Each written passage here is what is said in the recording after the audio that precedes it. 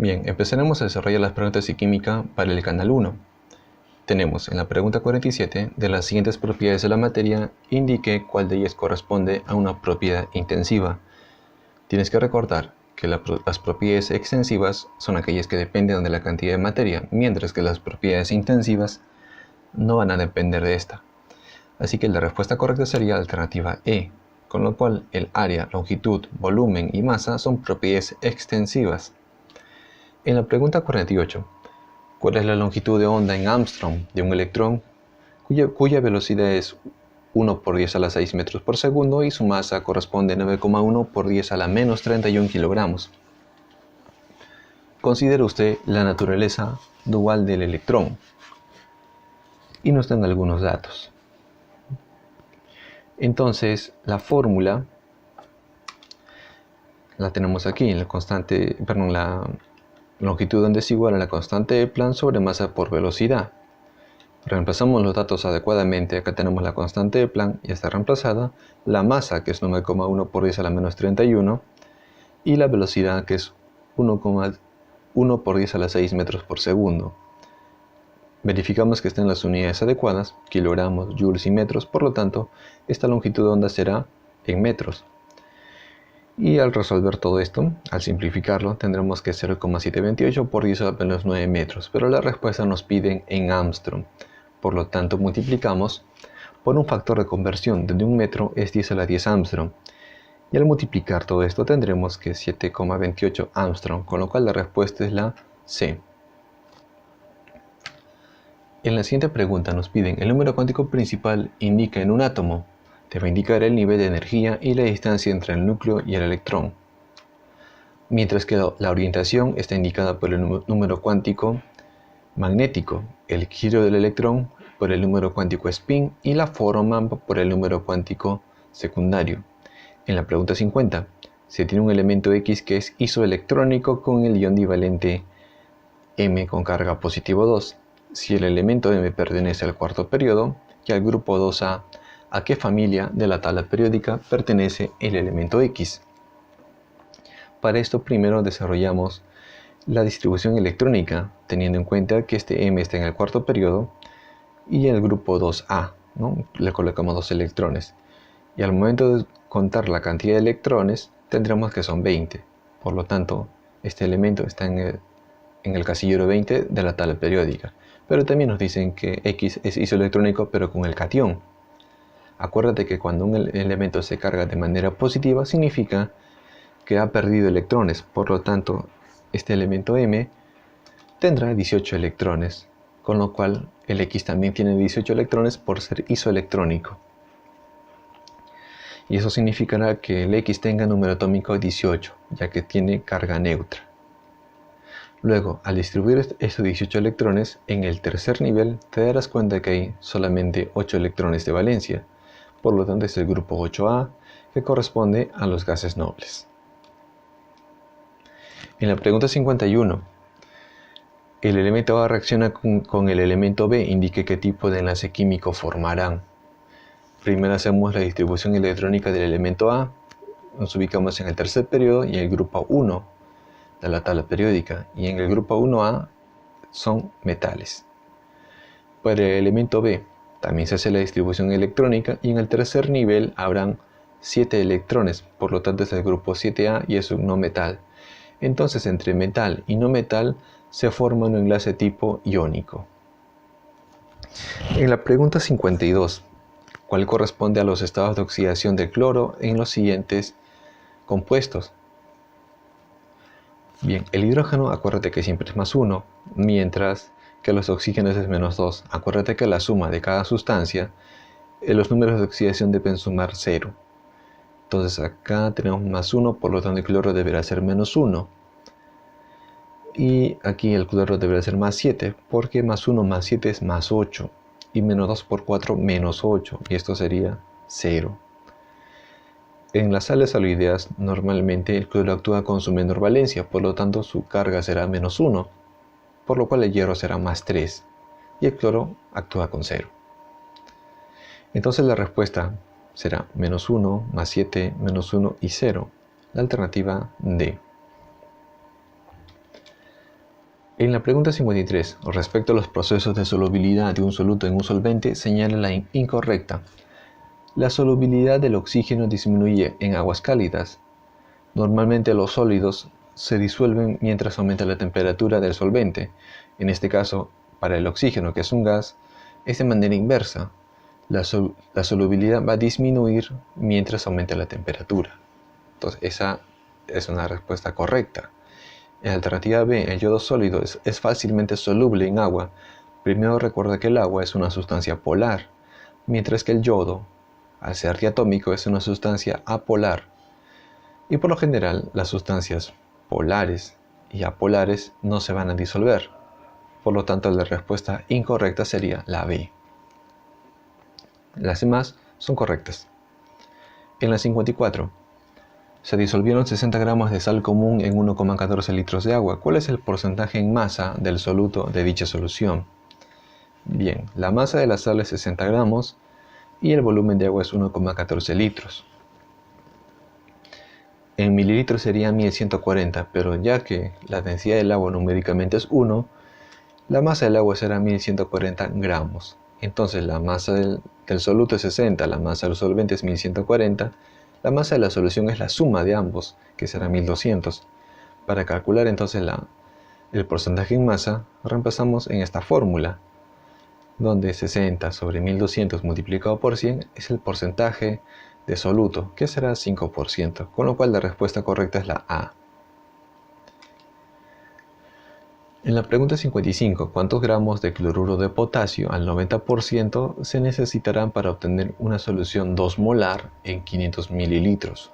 Lo primero es recordar la fórmula, que la molaridad es igual al número de moles del soluto sobre volumen de la solución. Esta debe estar en litros. Despejando el número de moles del soluto, tendrás que la molaridad, el número de moles del soluto es igual a la molaridad por volumen. Si reemplazamos, la molaridad es 2, mientras que el volumen es 0,5. Hay que convertirlo en litros. Y esto será un mol. O sea, tengo un mol de soluto. Para hallar, entonces, la masa, necesito primero el peso molecular. Potasio es 39 y el cloro es 35,5 y esto será 74,5.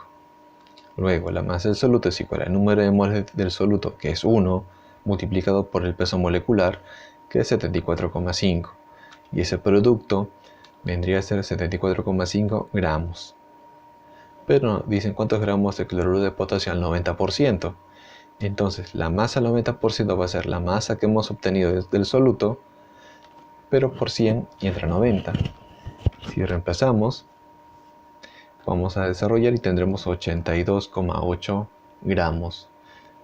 Por lo tanto, la respuesta es la alternativa D. En la pregunta 56, señale la alternativa incorrecta respecto a los hidrocarburos. El petróleo es una mezcla de hidrocarburos. Es correcto. Existen como saturados e insaturados, haciendo referencia a los alcanos, alquenos y alquinos. También es correcto. En su estructura se encuentran los elementos organógenos, carbono, hidrógeno, oxígeno y nitrógeno. Si nos fijamos en la definición de lo que es un hidrocarburo, son sustancias que están formadas por carbono e hidrógeno solamente. No tiene nada que ver el oxígeno y el nitrógeno, por lo tanto, esa es la incorrecta. En la pregunta 57, ¿cuántos gramos de hidrógeno a un 80% de rendimiento se obtendrá a partir de la reacción de 560 gramos de hierro metálico por acción del ácido clorhídrico? Primero hay que balancear. Voy a considerar que el hidrógeno, vamos a ponerle 6, por lo tanto al otro lado será 3, ¿no? Al multiplicar 3 por 2 también son 6. Luego tengo 6 cloros y acá pondré un 2. Al multiplicar también son 6 cloros, 2 hierros y 2 hierros. Luego, colocamos aquí el 2 igualito porque nos piden relacionar el hierro con el hidrógeno. Pero el hierro nos dan en gramos, entonces hay que colocar su peso atómico, que será 56. Y nos preguntan cuántos gramos de hidrógeno. Entonces el hidrógeno hay que expresarlo en gramos. El 3 va normal al caso del coeficiente. Y este 2 me indica que es el peso molecular para el hidrógeno. Como tenemos 560 gramos de hierro, nos pregunta cuántos gramos de hidrógeno se van a formar. Aquí se aplica una regla de 3, X va a ser igual a 560 por 3 por 2 y eso lo divides entre 2 por 56. Simplificas el 2, 56 también se simplifica y te quedará 30. Bueno, se obtienen 30 gramos de hidrógeno, pero nos dicen que viene a ser a un 80% de rendimiento. Entonces ese 30 lo vas a multiplicar por 80% y el resultado será 24. La respuesta sería la C. En la pregunta 58, marque la respuesta correcta en referencia a los alcoholes.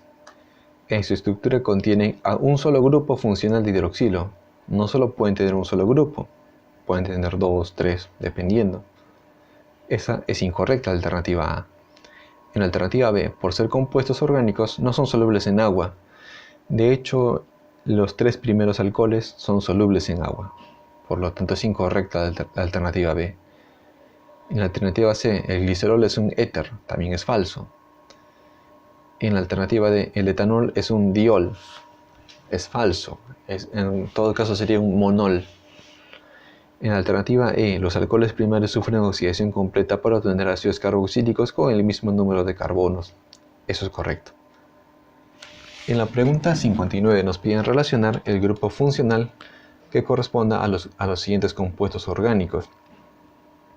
El etanol corresponde con el OH, el ácido benzoico con el carboxilo, la pentanona con el carbonilo, mientras que el formaldehído lo hará con el CHO, con lo cual la respuesta correcta sería la E.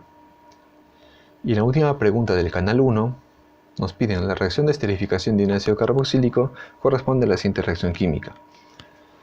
La esterificación produce un éster. En las 5 alternativas que se indican, este es el único éster que hay, y aparte los ésteres se forman por la reacción de un ácido carboxílico y un alcohol. Entonces la respuesta correcta es la A.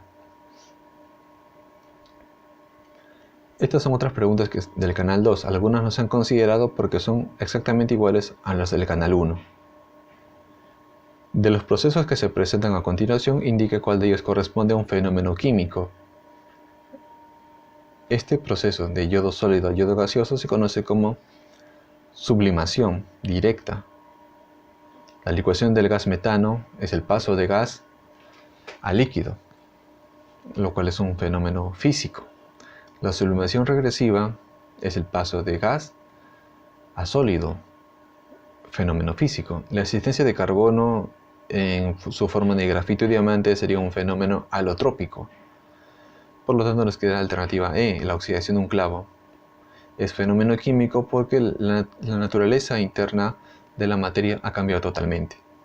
En la pregunta 49, ¿cuál de los siguientes compuestos corresponde a un ácido hidrácido? Ya tenemos acá las fórmulas químicas de cada uno de los compuestos.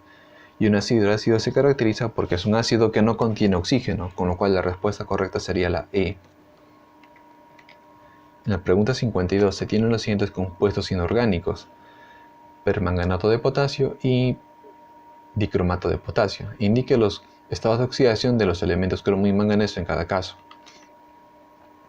El potasio, por estar en el grupo 1, tendrá más 1. Los oxígenos menos 2. Y todo debe ser 0. Acá tendrás menos 2 por 7 es menos 14.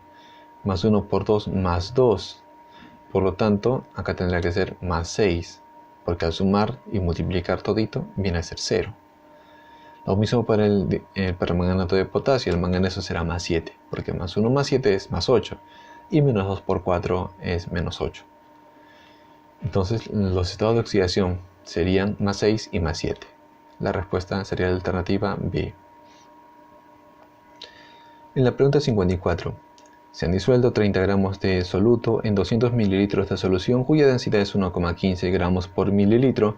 ¿Cuál es el porcentaje en masa de dicha solución? Lo primero, la densidad es masa de la solución sobre el volumen de la solución. Al despejar la masa de la solución, eso será el producto de la densidad por la solución. Ahora reemplazamos los datos. La densidad es 1,15 y el volumen es 200 mililitros. Al multiplicar tendrás 230 gramos.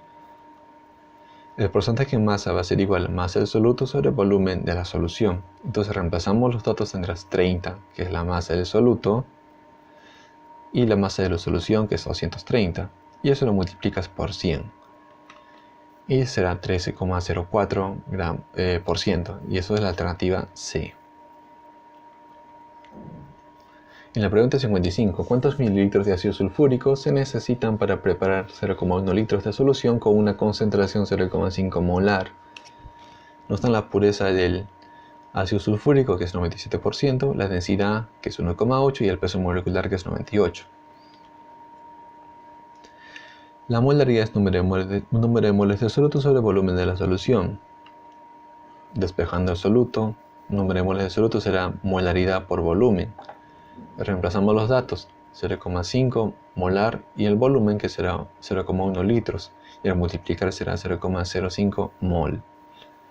Lo que interesa es hallar la masa del soluto, que será el número de moles de soluto por el peso molecular. Ya hemos calculado el número de moles de soluto y el peso molecular está como dato, 98. Y al multiplicar será 4,9 gramos. Luego vamos a la densidad, sabes que es masa sobre volumen, pero vamos a hallar el volumen, que será masa sobre densidad. Y la masa es 4,9 y la densidad del ácido sulfúrico vendría a ser 1,8. Y al dividir esta expresión tendríamos que se tendrá un volumen de 2,72 mililitros. Pero nos dicen que hay una pureza del 97%. Entonces el volumen al 97% viene a ser igual a 2,72 y lo multiplicas por 100 entre 97. Y eso será 2,8. Con lo cual la respuesta sería alternativa D. En la pregunta 56, el análisis de un compuesto tiene la siguiente composición porcentual. Si el peso molecular es 17, ¿cuál es la atomicidad del compuesto? Para empezar vamos a considerar estos porcentajes que suman 100 como gramos y vamos a dividir entre sus números atómicos, entre sus pesos atómicos respectivos. El nitrógeno 82,3 entre 14 y el hidrógeno 17,7 entre 1. Las respuestas ahí serán 5,88 y 17,7. El siguiente paso es dividir entre el menor, y el menor es 5,88. Entonces, estamos dividiendo entre el menor y acá el resultado será 1 y el otro lado será 3. Eso significa que proporcionalmente es la relación entre nitrógeno e hidrógeno es de 1 a 3. Básicamente es este compuesto que es el amoníaco. Y nos dicen que el peso molecular es 17. Acuérdate que entonces que nitrógeno vale 14, hidrógeno es 3, sumando sale 17. Por lo tanto, la atomicidad es 4. Alternativa B. En la pregunta 57, en la reacción química, ¿cuántos gramos de hidrógeno con 86,7% de rendimiento se obtendrán a partir de la reacción de 300 gramos de zinc metálico por acción del ácido clorhídrico? Y nos dan los pesos atómicos. Lo primero que hay que hacer es balancear un zinc y un zinc. Luego acá tengo dos cloros, multiplicaré por 2. Son 2 hidrógenos y acá solamente por 1. Está en relación el zinc con el hidrógeno y colocamos el zinc su peso atómico porque nos están mencionando 300 gramos de zinc, por eso hay que expresarlo en gramos. Y nos preguntan cuántos gramos de hidrógeno. Entonces el hidrógeno como molécula, su peso molecular es 2 a partir de 300 gramos, ¿no? Entonces hacemos una regla de 3, 300 por 2 entre 65 y eso será igual a 9,23. Pero esta tiene un rendimiento de 86,7%. Entonces el valor que hemos obtenido reemplazamos, vamos a multiplicarlo por 86,7%, o sea, entre 100. Y el resultado será 8, que será la alternativa A. Y en la siguiente pregunta, relaciona la propiedad física o química que es propia de cada compuesto orgánico. Lo primero que pondremos que enrojece en el papel tornasol es los ácidos. El siguiente será que sufren el proceso de hidrogenación en presencia de platino, es propio de los alquenos. Se reducen para producir alcoholes primarios, los aldehídos. Y finalmente, los 3 primeros son totalmente solubles en agua, serán los alcoholes. Por lo tanto, la respuesta sería la B. Y finalmente, en un compuesto orgánico es un compuesto orgánico que tiene un olor irritante, se usa generalmente para desinfectar los centros hospitalarios. Esta es una sustancia tóxica, no se usa. La acetona es para un disolvente de esmaltes. Esto es una sustancia tóxica propio de algunas hormigas. Y el formol es lo que se usa, es un olor irritante y también se usa para desinfectar algunos almacenes que bien podrían ser de centros hospitalarios. Alternativa C. Y con esto hemos concluido todas las preguntas de química de los canales 1 y 2.